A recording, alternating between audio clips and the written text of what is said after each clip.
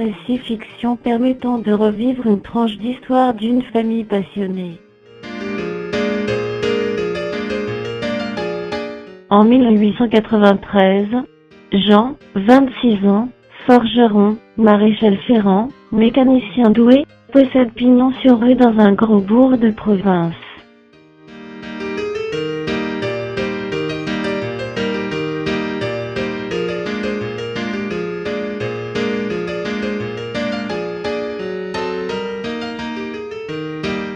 En 1894, naissance de Joseph, son fils, un futur beau ferraille, a dit une bohémienne.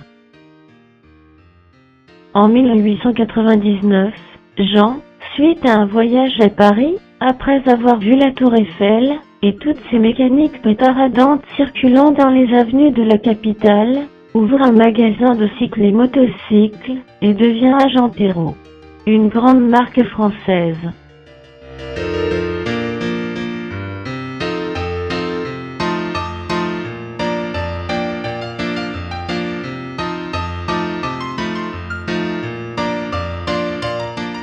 Mais on trouve aussi dans ce magasin, disponible ou sur commande, de la quincaillerie ménagère, des machines à coudre,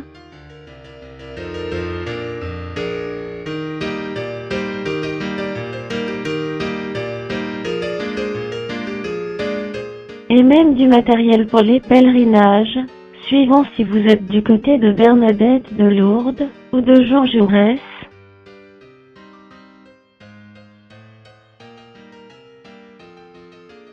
Des statuettes et médailles bénies.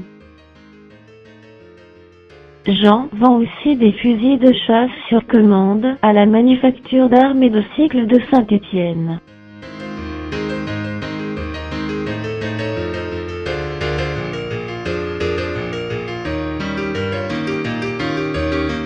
À la veillée, on lit Le Chasseur français, mais on n'a pas le temps d'aller déranger les lapins, car le dimanche, les courses de vélo ou de moto passionnent Jean.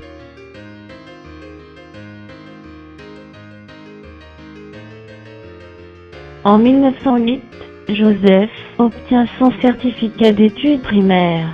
Il est doué pour la mécanique, puisque c'est lui depuis l'âge de 9 ans qui règle et entretient la machine à coudre maternelle, une Olympia s'il vous plaît.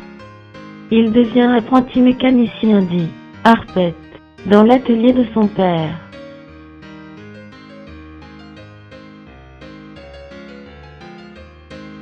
En 1911, Joseph tire le bon numéro et passe le conseil de révision, à poil, bien entendu. Bon pour le service armé, vive la classe, 1911.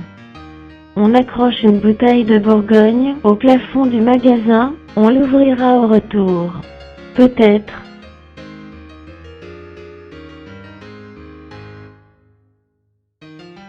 En 1913, l'affaire de Jean prospère, on souhaiterait placer un combiné téléphonique, comme chez l'Antoine, le café d'en face, véritable annexe du magasin de Jean. Ça serait bien utile pour les commandes. Joseph devient responsable de la mécanique des motocyclettes, Jean s'occupe de la boutique. Le mariage de Joseph serait bien utile pour le magasin. Pense Jean dans son petit bureau. Au printemps 1914, Joseph convole en juste noces avec mademoiselle Jeanne. Ouf! Balayer les problèmes de ménage et de comptabilité, avec une épouse qui a presque le brevet supérieur.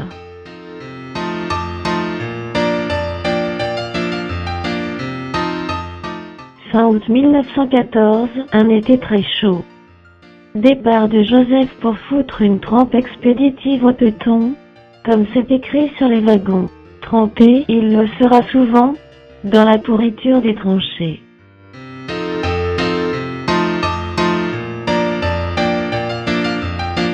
En 1917, retour de guerre de Joseph, avec une jambe un tantinet plus courte que l'autre. C'est pas grave. Sur latéraux de Joseph, les repose-pieds sont réglables. En 1919, Joseph prend en charge la modernisation du magasin. On installe enfin le combiné téléphonique.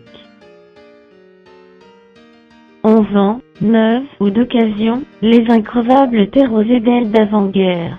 On répare souvent. Le mécano de Monsieur Frank Hornby, pour les petits garçons mécaniciens. Les lanternes magiques pour les projections. Les kinétoscopes pour les forains, avec un grand choix de films en tout genre. En 1922, apparaissent des nouveautés. Les appareils photographiques pliants, le Kodak. Les radiateurs électriques, le Calor. Les postes de TSF, à galène ou à lampe. Le nouveau phonographe américain, modèle sans pavillon, avec disque de jazz et de Charleston. En 1924, comme dans les stations-service des États-Unis d'Amérique, Joseph installe la pompe à essence Eco. Une révolution, finit la corvée des petits bidons. En 1926, création du motoclub. Il aura son siège, en face, du café de l'Antoine. On achète la fameuse Terreau 350 Racing à moteur anglais, Jacques culbuté. Une belle mécanique. Idéal pour les courses locales que fait Joseph en amateur, valorisant ainsi la marque Terreau, et le magasin de Jean, devenu concessionnaire, comme on dit chez Citroën.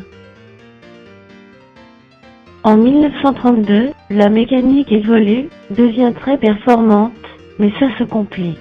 Alors Joseph embauche Alfred, arpète de 12 ans, sans diplôme, ni certificat, mais bourré d'ingéniosité, et adroit comme un singe.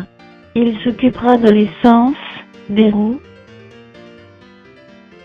et des réparations, des crevaisons, simplifiées par l'achat du bibendum, et la machine à vulcaniser Michelin, et aussi, le balayage quotidien.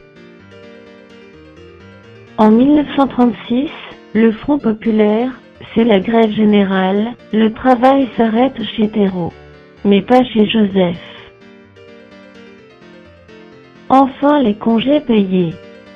Achat et réparation de petites rennes, bécanes, tandems, pétards en tout genre, explosent.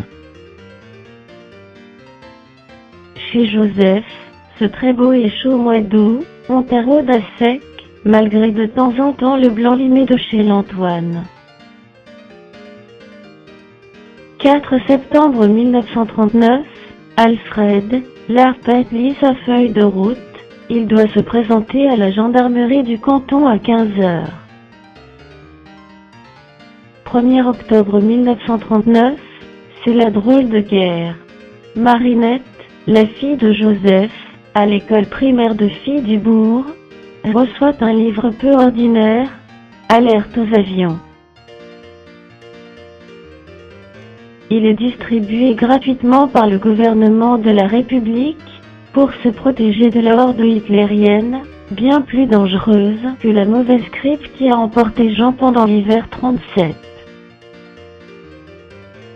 Une carte postale pour Marinette est dans le courrier du magasin. C'est Alfred qui est affecté à une compagnie de motocyclistes. Il aura pour lui tout seul une Terreau 500 culbutée avec sidecar, comme celle de Joseph, mais version militaire, pour affronter la der des der. 22 juin 1940, c'est l'armistice. Vive le maréchal. La France est sauvée, sauf Alfred qui tourne des axes de boîte à vitesse, en Allemagne, pour les motos Inda, de la Feldgendarmerie. Adieu la Terreau.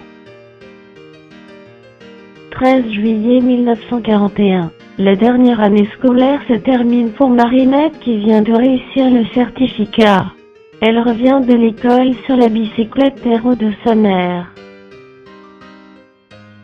Mais dans sa joie, Marinette a oublié de rendre son livre, Alerte aux avions, qui devait être détruit dans l'année sur ordre de l'État français, pour faire plaisir aux grands Feda germaniques, comme dit Joseph.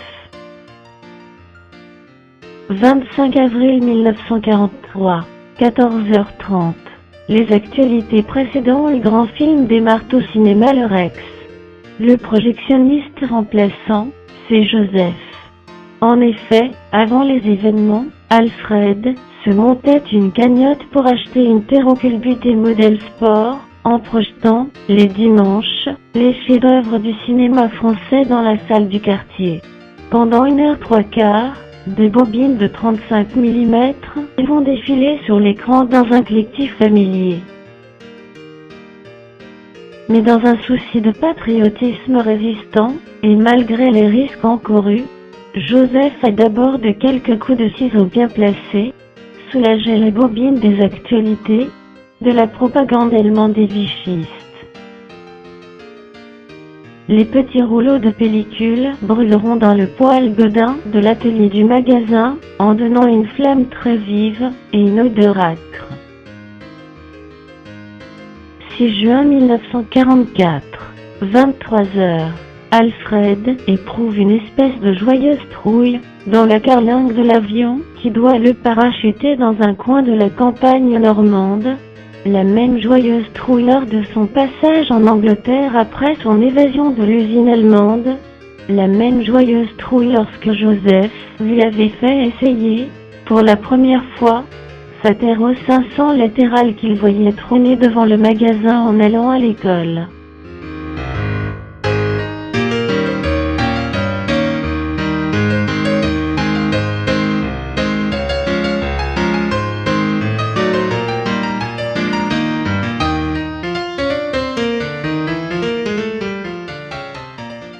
Le calme est revenu. Dans le tiroir de l'établi, le criquet d'Alfred, donné par les Américains, passeport, pour débarquer, sert maintenant à prévenir Marinette que la voie est libre. Ils peuvent enfourcher la Terreau 500 latérale, discrètement empruntée à Joseph, pour aller danser le swing. Juin 1944. Le magasin Feu de la Libération.